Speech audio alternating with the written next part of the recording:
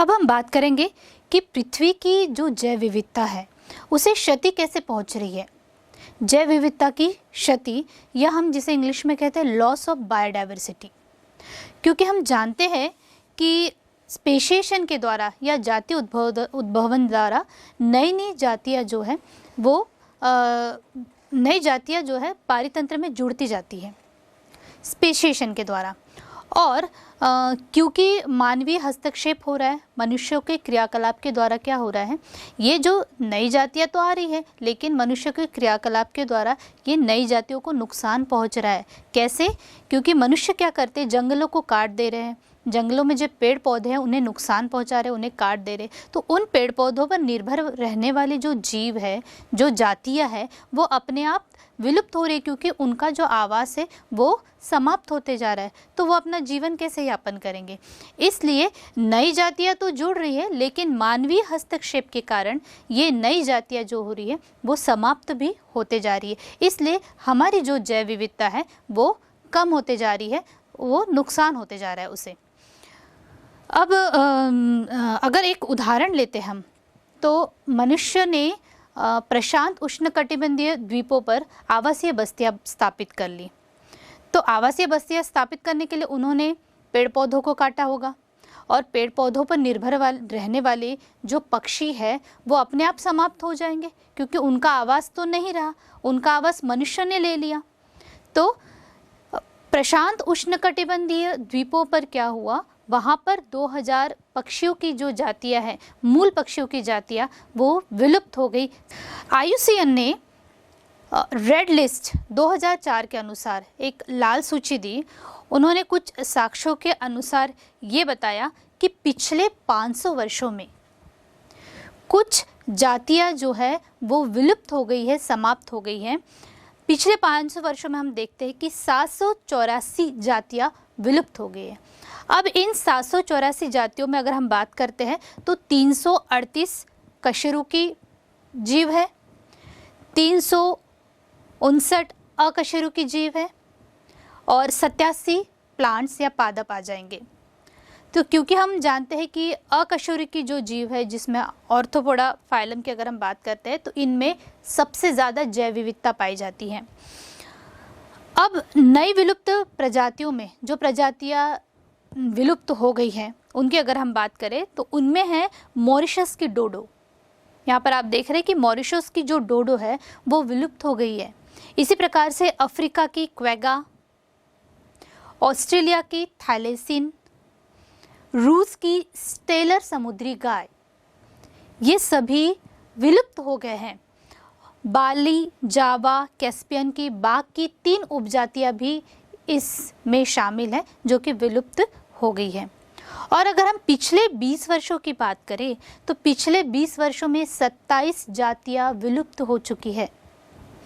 और ये जो जातियों का विलोपन हो रहा है, ये जातियों का जो विलोपन हो रहा है ये कोई रैंडम नहीं है।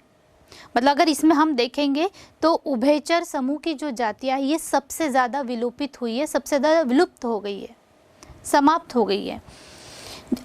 और विश्व की 15,500 जातियाँ ऐसी हैं जो विलुप्ति के कगार पर हैं, मतलब एंडेंजर स्पीशीज़ है जो आगे विलुप्त हो सकती है। 15,500 जातियाँ।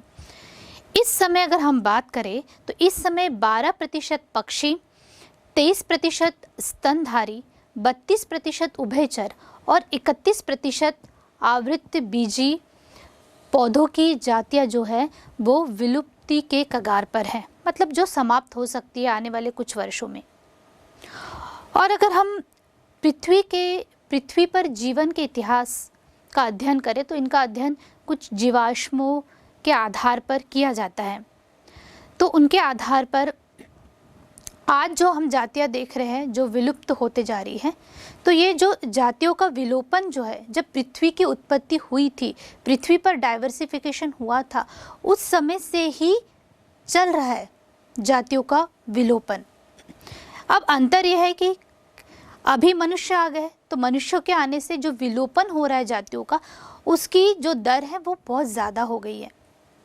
मतलब पृथ्वी की उत्पत्ति हुई थी तब भी जातियों का विलोपन जारी था, और जब मनुष्य आ गया उसके बाद भी जातियों का विलोपन जारी है। अंतर बस ये है कि मनुष्यों के आने के बाद जो जातियों के विलोपन की जो दर थी वो 100 गुना से बढ़कर 1000 गुना अधिक तीव्र आकी गई है। तो आप देख सकते हैं कि इसके लिए और कोई जिम्मेदार नहीं, इसके लिए हम मतलब मनुष्य ही इसके लिए उत्तरदायी हैं। और पारिस्थितिकविदों ने, इकोलॉजिस्ट जो है वैज्ञानिक, उन्होंने चेतावनी दी है कि इस प्रकार से अगर जातियों का विलोपन जारी रहा तो आने वाले 100 वर्षों में हम पृथ्वी की आधी जातियों को खो देंगे, आधी जातियां विलुप्त हो जाएगी। अगर किसी क्षेत्र की जैव विविधता में कमी आ जाए या वहाँ पर हानि हो जाए तो उस जैव विविधता की कमी से उस क्षेत्र पर क्या प्रभाव पड़ेगा? तो सबसे पहला प्रभाव ये पड़ेगा कि वहाँ की जो पादप उत्पादकता है उनमें कमी आ जाएगी। पादप उत्पादकता में कमी आ जाएगी क्योंकि जैव विविधता क्या हो गई है? कम हो गई है। जैव विविधता कम हो गई मतलब वहाँ पर जो जातियाँ रहती थी, जो इन पेड़ पौधों पर निर्भर थी, वो जातियाँ अपने आप उनमें कमी आ जाएगी, उन जातियों की संख्या में कमी आ जाएगी, जिसके कारण जैव विविधता में कमी आ जाएगी, जिसके कारण पादप उत्पादकता जो होती थी उनमें भी क्या हो जाएगी? कमी आ जाएगी। साथ ही जो आनुवंशिक विविधता जो हमने पढ़ा है, तो आनुवंशिक विविधता में भी कमी आ जाएगी, जिसके कारण वहाँ के जो जैव विविधता है वो अपने आप क्या हो जाएगी? कम हो जाएगी।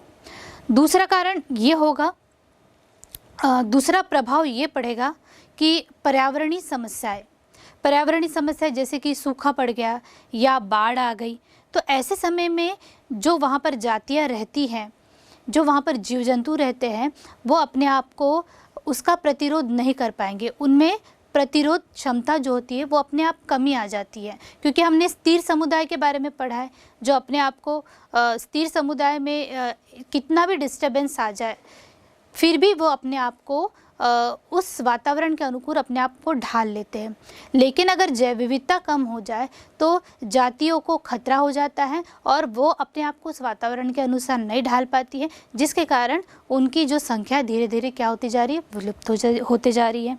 तीसरी बात, पारितंत्र की जो भी प्रक्रियाएं होती है, चाहे पादप का उत्पादन हो, पादप उत्पादकता हो, या जल का उपयोग हो, या जो भी रोग या पीड़क चक्र की बात अगर हम करें, क्योंकि हर जीव का एक जीवन चक्र होता है जो एक दूसरे पे निर्भर रहते हैं, तो क्या होगा? जैव विविधता कम हो जाएगी तो उनका जीवन चक्र भी क्या हो जाएगा? डिस्टर्ब हो जाएगा, जिसके कारण उनमें जो परिवर्तनशीलता है वो काफ़ी बढ़ जाती है। तो ये मुख्य कारण प्रभाव पड़ता है अगर जैव विविधता किसी क्षेत्र की कम हो जाए तो। अब हम बात करते हैं कि जैव विविधता के क्षति के क्या कारण हैं। तो जाति विलोपन जो हो रहा है, जातियाँ जो विलुप्त हो रही है, इसका मुख्य कारण जो है वो है मानवीय क्रियाकलाप, और मानवीय क्रियाकलाप के कारण ही जैव विविधता में कमी आई है। तो जैव विविधता की क्षति का पहला कारण है आवासीय क्षति तथा विखंडन, जिसे इंग्लिश में कहते हैं हैबिटेट लॉस एंड फ्रेगमेंटेशन। तो आवासीय क्षति मतलब जीव जंतु या पेड़ पौधे जिसकी हम बात कर रहे हैं, जिस आवास में ये पेड़ पौधे या जीव जंतु रहते हैं, उनके आवास को ही हम क्या कर रहे हैं? नष्ट कर दे रहे हैं। उनके आवास को नष्ट कर दे रहे हैं तो उन पर निर्भर रहने वाले जीव जंतु भी अपने आप क्या होते जा रहे हैं? नष्ट होते जा रहे हैं। तो आवासीय क्षति और विखंडन के कारण जंतु और पौधों की विलुप्ति का ये मुख्य कारण है। दूसरी बात, अगर हम एक उदाहरण ले उष्णकटिबंधीय वर्षा वन का, तो उष्णकटिबंधीय वर्षा वन जो पृथ्वी के 14% हिस्से में ये फैले हुए थे, लेकिन क्योंकि आवासीय क्षति हुई, विखंडन हुआ, तो ये केवल 6% हिस्से में ही अब बचे हैं। 14% से कितना बचा है? अब केवल 6% क्षेत्र में ये वर्षा वन फैले हुए हैं। और अगर जब तक आप ये चैप्टर कंप्लीट करेंगे, जब तक हम इस चैप्टर को पूरा ख़त्म करेंगे, तब तक हज़ारों हेक्टेयर वर्षा वन ख़त्म हो चुके होंगे। इतना तेज़ी से ये जो विलोपन है जातियों का, ये होते जा रहा है। अगर विशाल अमेज़न वर्षा वन की अगर हम बात करते हैं, क्योंकि ये अमेज़न के जो जंगल होते हैं इतने विशाल है कि इन्हें पृथ्वी का फेफड़ा कहा जाता है। और क्योंकि इनके द्वारा ऑक्सीजन का जो प्रोडक्शन है, ऑक्सीजन का जो उत्पादन है, सबसे ज़्यादा पृथ्वी पर अमेज़न जंगलों के द्वारा होता है। लगभग 20% पृथ्वी की ऑक्सीजन इन्हीं से मिलती है, इन्हीं जंगलों से हमें प्राप्त होती है। लेकिन इन जंगलों को अभी क्या किया जा रहा है, सोयाबीन की खेती के लिए या जानवरों के चारागाहों के लिए इन जंगलों को साफ कर दिया जा रहा है, इन्हें काट कर साफ कर दिया जा रहा है, जिसके कारण अपने आप वहाँ पर जो करोड़ों जातियाँ निवास कर रही है वो अपने आप क्या हो जाती है, विलुप्त हो जाएगी, समाप्त हो जाएगी। दूसरी बात, प्रदूषण भी एक मुख्य कारण है, क्योंकि प्रदूषण से बहुत सारी समस्याएं उत्पन्न होती है, जिसके कारण वहाँ पर रहने वाले जो जीव जंतु हैं उन पर उसका बहुत प्रभाव पड़ता है। तो प्रदूषण के कारण भी जो आवास है वो विखंडित होते जा रहा है।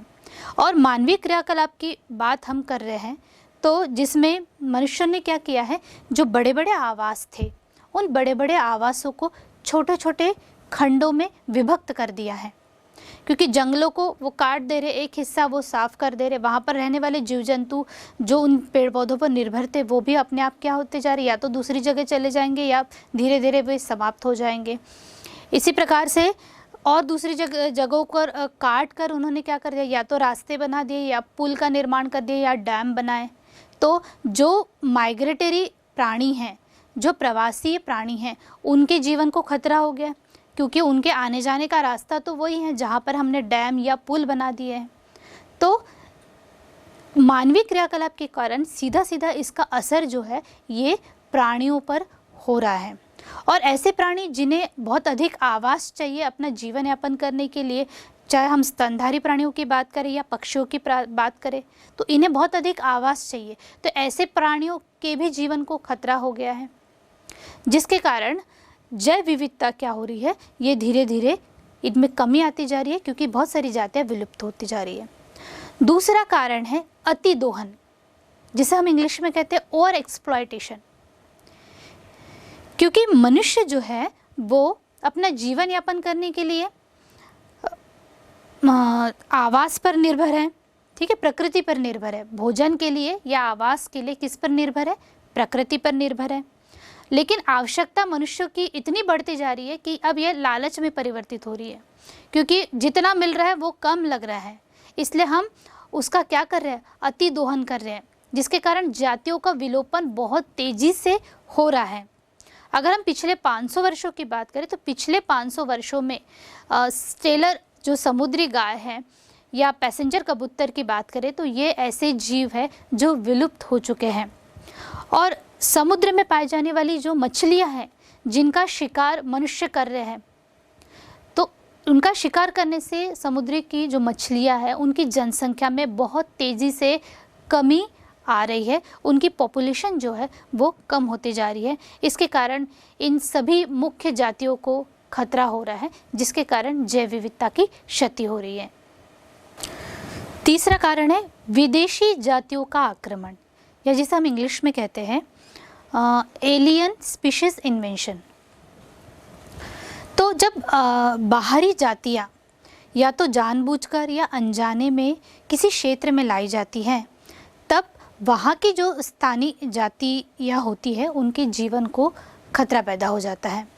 कैसे, जैसे एक उदाहरण लेते हैं कि नील नदी की मछली नाइल पर्च, जब इस नील नदी की मछली नाइल पर्च को पूर्वी अफ्रीका के विक्टोरिया झील में डाला गया, तो क्या हुआ, विक्टोरिया झील में रहने वाली जो सिचलिड मछलियाँ थी उनकी 200 से अधिक जातियाँ विलुप्त हो गई। क्यों? क्योंकि जो नाइल पर्च थी वो वहाँ पर रहने लगी और उन्होंने उनका जो भोजन है वो ले लिया, तो उनको भोजन की कमी हो गई, जिसके कारण धीरे धीरे उनकी संख्या में कमी आती गई और 200 से अधिक जातियाँ वहाँ की विलुप्त हो गई। अगर हम दूसरा उदाहरण लें, जैसे कि गाजर घास के बारे में आप जानते हैं, कैरेट ग्रास इसका नाम है, पार्थेनियम। ये घास जो है ये खरपतवार है, ये इतनी तेज़ी से हमारे भारत देश में इतनी तेज़ी से ये फैल गई कि ये अब हमारे लिए एक खतरा पैदा कर रही है। ये जब गेहूं के साथ इन्हें लाया, गेहूं के साथ ये आ गई थी, तो गेहूं के साथ ये जब आ गई थी दूसरे क्षेत्र से अपने भारत में जब ये आई तो तेज़ी से ये फैलने लगी और जो फसल उत्पादन जो होना चाहिए था फसल उत्पादन वैसे नहीं हुआ क्योंकि उसकी जगह ये खरपतवार ले रहा था, जिसके कारण उत्पादन में कमी आ गई। अगर हम दूसरा उदाहरण ले लैंटाना का, लैंटाना इनकी जो पत्तियां होती है ये बहुत जहरीली होती है, इसलिए मवेशी भी इन्हें खाते नहीं हैं।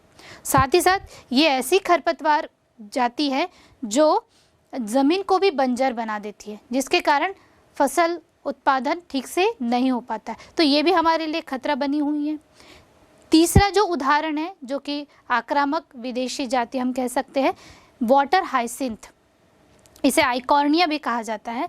ये जो वाटर हाइसिंथ है ये पानी में पूरी तरीके से फैल जाती है। अब पानी में पूरी जगह ले लेती है तो पानी के अंदर रहने वाले जो जीव जंतु है उन्हें ठीक से सनलाइट नहीं मिल रही है, ठीक है, और ऑक्सीजन जो है, ऑक्सीजन की जो डिमांड अंदर में इतनी बढ़ जाती है क्योंकि ऑक्सीजन की कमी हो जाती है, क्योंकि पूरी जगह कौन ले लेता है, ये वाटर हाइसिंथ ले लेता है।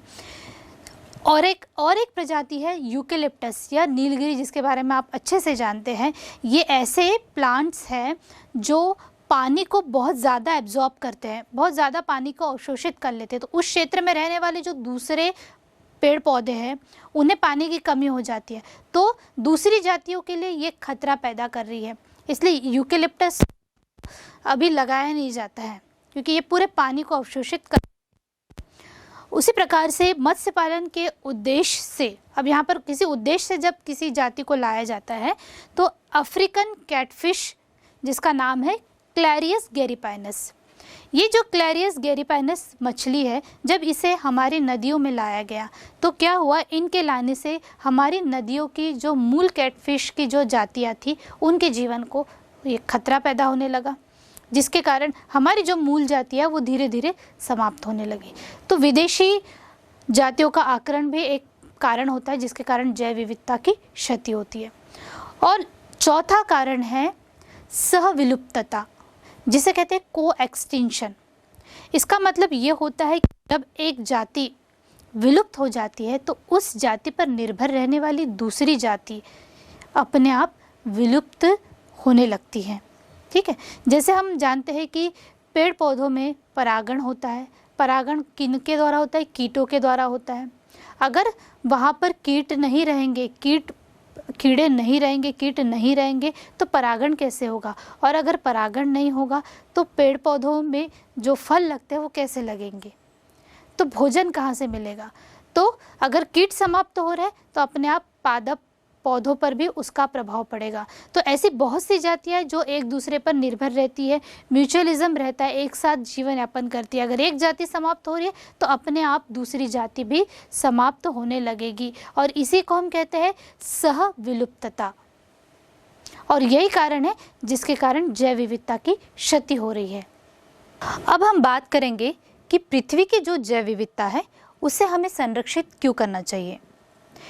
इसके पीछे 3 कारण हो सकते हैं या इन्हें 3 श्रेणियों में बांटा जा सकता है, क्योंकि जो जैव विविधता होती है ये हमारे लिए व्यापक रूप से उपयोगी है।